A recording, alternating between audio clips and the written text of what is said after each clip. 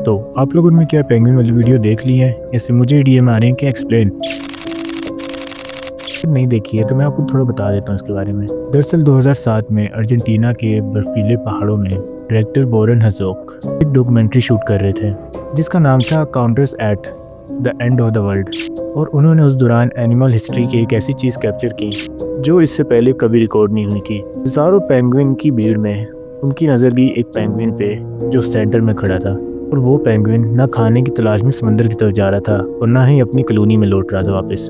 बस एक टर्न और वो चला पहाड़ियों की तरफ जो उससे तकरीबन 70 किलोमीटर दूर थी। और वहाँ पे ना तो खाना था ना पानी, बस एक ही चीज़ थी, वो थी मौत। डॉक्टर एलेनी ने बताया अगर हम उसको पकड़ के वापस अब उसकी कॉलोनी में छोड़ भी देते तब भी कोई फ़ायदा नहीं था। फिर एक टर्न और वापस पहाड़ों की तरफ। और सबसे बड़ा सवाल ये है कि वाई, आखिर वो उधर क्यों जाना चाहता था? कोई ये ओपन क्वेश्चन है और उसके हज़ारों मीनिंग्स हो सकते हैं। मैं अपना जवाब साइकोलॉजी के ज़रिए दूंगा।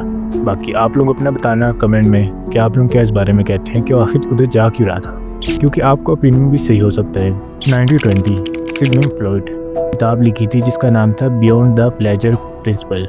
इस किताब में उन्होंने ह्यूमन बिहेवियर को दो अपोजिट डायरेक्शन में डिवाइड किया था। फर्स्ट पे आता है इरोस द लाइफ इंस्टिंक्ट। ये वो फोर्स होती है जो हमें जिंदा रखती है और रिप्रोडक्शन और सर्वाइवल के लिए हमें मजबूर करती है। सेकंड पे आती है थेराटोस द डेथ ड्राइव, और ये दूसरी फोर्स ज़्यादा डेंजरस है। फ्लॉयड कहते हैं कि लाइफ टेंशन से भरी हुई है। थैनाटोस फोर्स का मतलब है उस टेंशन को ख़त्म करना, कंप्लीट साइलेंस में वापस लौट जाना, कि जहाँ से हम बने थे वापस उतर जाना। पर आपको पता है फ्लॉयड ने सिर्फ ये थ्योरी हमें डराने के लिए नहीं कही थी, हमें जगाने के लिए दी थी कि जिंदा रहना कोई इत्तेफाक नहीं है, ये एक अचीवमेंट है। कि सुबह जब आप उठते हो और थैनाटोस की आवाज़ को इग्नोर करते हुए काम पे जाते हो तो आप नेचर की सबसे बड़ी फोर्स को हरा रहे होते हो। उस पेंगुइन के पास शायद कॉन्शियसनेस नहीं थी, इसलिए थैनाटोस फोर्स वहाँ जीत गई। तो आपके पास है लाइफ मुश्किल है, 100% सही कह रहे हैं आप। स्ट्रगल्स, वो स्ट्रगल्स ही हैं जो आपकी लाइफ को एक्साइटिंग ब्यूटीफुल बनाते हैं। तो साइलेंस को मत चुनो, शोर को चूज़ करो।